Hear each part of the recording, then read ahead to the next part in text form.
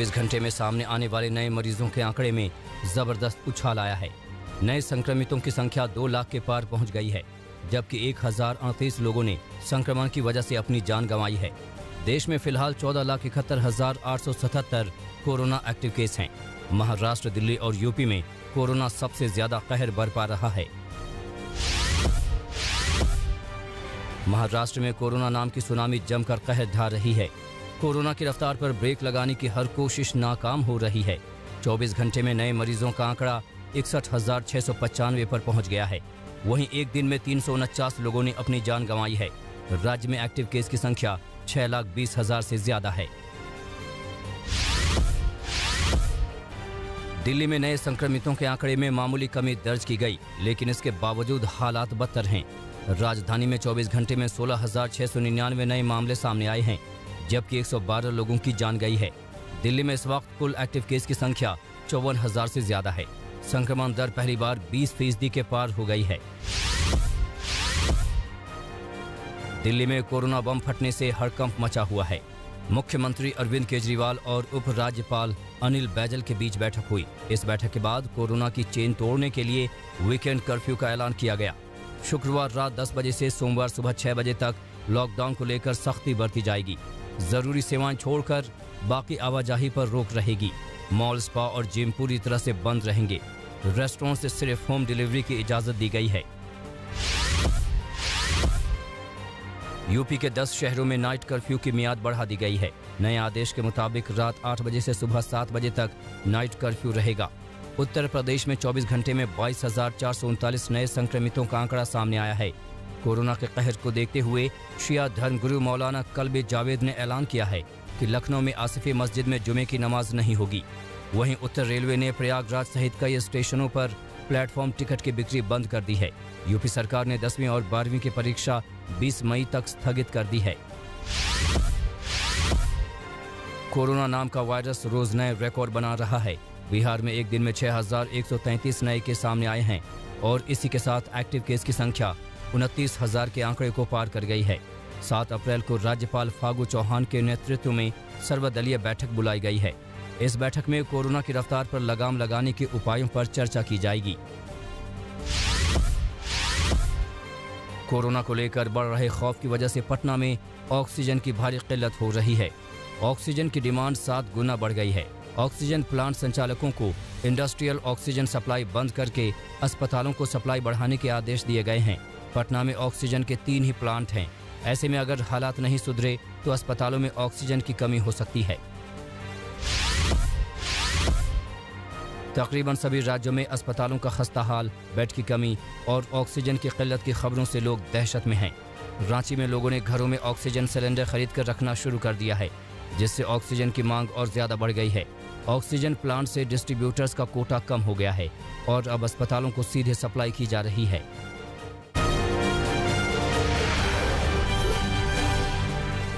Corona संक्रमण की तेज रफ्तार को देखते हुए हरिद्वार में जारी कुंभ मेले पर ब्रेक लग सकता है। निरंजनी अखाड़ा और आनंद अखाड़ा ने मेले में अपनी अपनी छावनियां 17 अप्रैल से बंद करने का फैसला किया है। दोनों अखाड़े सभी साधु संतों से वापस लौटने के लिए कहेंगे। इसके अलावा 27 अप्रैल के चौथे शाही स्नान का भी सांकेतिक रूप से आयोजन करेंगे। निरंजनी अखाड़े के महंत स्वामी नरेंद्र गिरी कोरोना संक्रमित हैं और एम्स में भर्ती हैं। हरिद्वार में 5 दिनों में 1700 से ज्यादा कोरोना संक्रमित मिलने से हड़कंप मच गया है। आज कुंभ मेले पर भी उत्तराखंड सरकार बड़ा फैसला कर सकती है।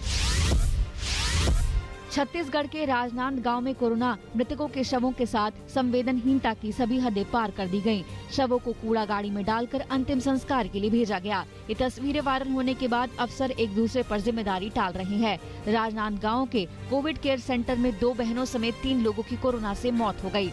एक और संक्रमित शख्स ने ऑक्सीजन न मिलने पर दम तोड़ दिया। जब शव ले जाने की बारी आई तो प्रशासन ने कूड़े वाली गाड़ी भेज दी। पानीपत में कोरोना का हैरान करने वाला मामला सामने आया है, जहां बच्चा मां के पेट में ही संक्रमित हो गया।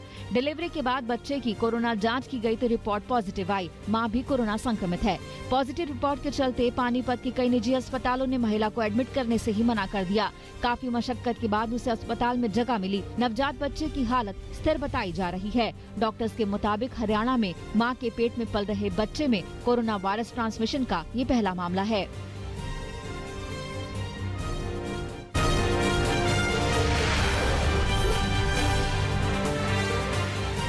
कोरोना के संकट के बीच बंगाल में चुनावी सरगर्मियां जोरों पर हैं। बंगाल के चुनावी समर में प्रचार करना कांग्रेस उम्मीदवार रेजाउल हक को भारी पड़ गया और वो कोरोना संक्रमण के शिकार हो गए। मुर्शिदाबाद के रेजाउल हक शमशेरगंज सीट से कांग्रेस के उम्मीदवार थे। गुरुवार सुबह कोलकाता में उन्होंने आखिरी सांस ली। पश्चिम बंगाल चुनाव में किसी उम्मीदवार की ये पहली मौत है और वो भी कोरोना से। बंगाल में बाकी बचे दौर की वोटिंग एक साथ कराने की अटकलों से चुनाव आयोग ने इनकार कर दिया है। कोरोना संकट के बीच कल चुनाव आयोग ने सर्वदलीय बैठक बुलाई है जिसमें ताज़ा हालात पर चर्चा होगी। बंगाल में अभी 4 चरण के चुनाव बाकी हैं। चुनाव आयोग ने साफ किया है कि तय तारीखों में ही मतदान होगा। हाईकोर्ट ने चुनाव आयोग से कोविड प्रोटोकॉल का सख्ती से पालन कराने के लिए कहा था। पश्चिम बंगाल के मुख्यमंत्री ममता बनर्जी ने राज्य में 8 चरणों में चुनाव कराने के फैसले का एक बार फिर विरोध किया है। उन्होंने गुरुवार शाम एक ट्वीट किया। अपने ट्वीट में ममता बनर्जी ने चुनाव आयोग से आग्रह किया है कि कोरोना संक्रमण के तेजी से बढ़ते मामलों को ध्यान में रखते हुए बाकी बचे चरणों का मतदान एक ही चरण में कराया जाए। ममता बनर्जी का कहना है कि एक चरण में बाकी मतदान कराने से लोगों को कोरोना संक्रमण की चपेट में आने से बचाया जा सकेगा। मुख्यमंत्री ममता बनर्जी के बाद अब चुनाव आयोग ने दिलीप घोष पर 24 घंटे के लिए चुनाव प्रचार को लेकर प्रतिबंध लगाया है। चुनाव प्रचार के दौरान भड़काऊ भाषण देने को लेकर चुनाव आयोग बेहद सख्त है। दिलीप घोष से जवाब मांगा गया था लेकिन आयोग का कहना है कि उनका जवाब संतोषजनक नहीं है। दिलीप घोष ने सीतलकुची में हुई घटना को लेकर विवादित बयान दिया था। एजीएल प्लॉट आवंटन मामले में आज बड़ा फैसला आ सकता है। मामले में मुख्य आरोपी और हरियाणा के पूर्व CM Bhupendra Singh Hooda CBI court में पेश हुए। मामले की सुनवाई पूरी हो गई है। हुड्डा पर आरोप है कि उन्होंने करीब 65 करोड़ रुपए का प्लॉट एजीएल को 69,39,000 रुपए में दिया था।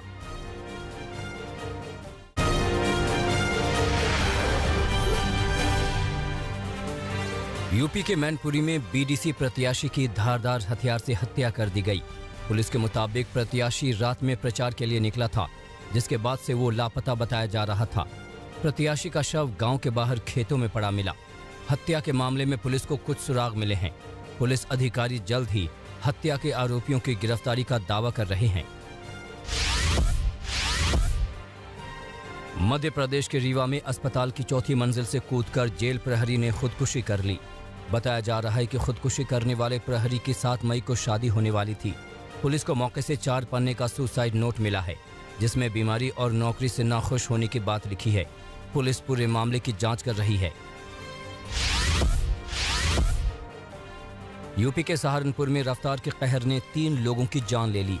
घटना सरसावा इलाके के सोराना गांव की है।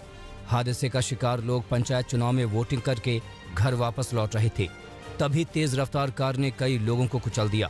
हादसे में 3 लोगों की मौके पर ही मौत हो गई, जबकि 5 लोग घायल हुए हैं।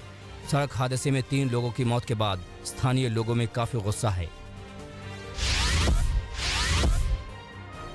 राजस्थान के धौलपुर में रेडीमेड शोरूम में दिन दहाड़े लूट से हड़कंप मच गया। घटना शहर के निहालगंज इलाके की है, जहां लाठी डंडे लेकर कुछ बदमाश शोरूम में घुसे और तोड़फोड़ के बाद रुपए लूट कर फरार हो गए। लूट की यह वारदात शोरूम में लगे सीसीटीवी में कैद हो गई। सीसीटीवी फुटेज की मदद से पुलिस बदमाशों की तलाश में जुटी है।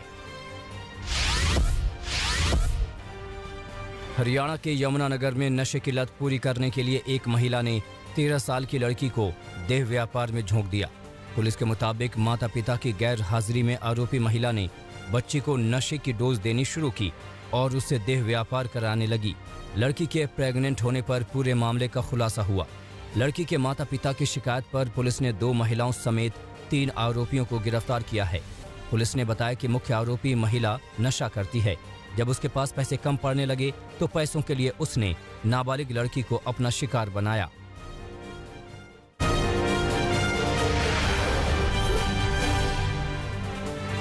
महाराष्ट्र के नांदेड़ जिले की लोहा तहसील में दिल दहलाने वाली घटना सामने आई है, जहां कोरोना से पति की मौत के बाद एक महिला ने 3 साल के बच्चे के साथ तालाब में कूदकर खुदकुशी कर ली।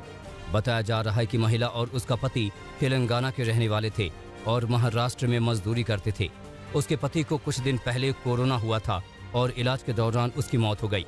पति की मौत की खबर के बाद महिला ने अपने बच्चे के साथ तालाब में कूदकर खुदकुशी कर ली। हरियाणा के कैथल में किसान से रुपए लूटने वाले 3 आरोपियों को पुलिस ने गिरफ्तार कर लिया है। पुलिस के मुताबिक कुछ दिन पहले किसान ने बैंक से 6 लाख रुपए का कर्ज लिया था। कर्ज लेकर वो घर लौट रहा था।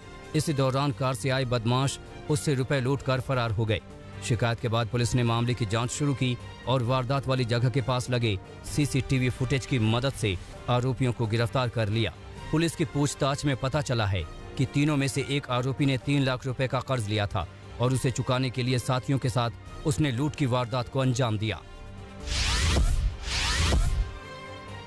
दिल्ली के फतेहपुर थाना पुलिस ने 7 साल के गुमशुदा बच्चे को फरीदाबाद के एक एनजीओ से बरामद कर लिया। 31 मार्च को परिवार ने बच्चे की गुमशुदगी की शिकायत दर्ज कराई थी।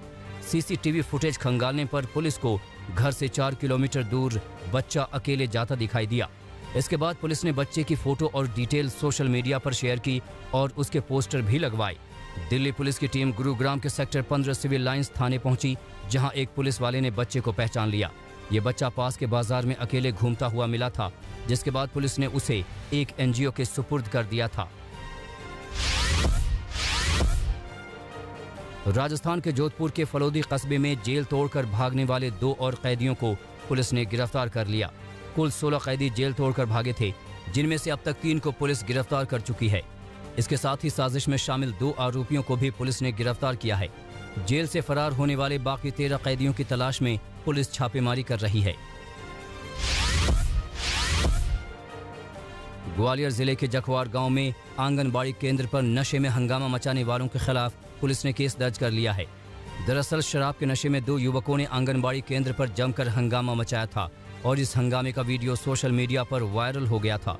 वीडियो वायरल होने के बाद पुलिस ने 2 युवकों के खिलाफ केस दर्ज किया है। नमस्कार, मैं हूं अंजना ओम कश्यप। हमें उम्मीद है ये वीडियो आपको पसंद आया होगा।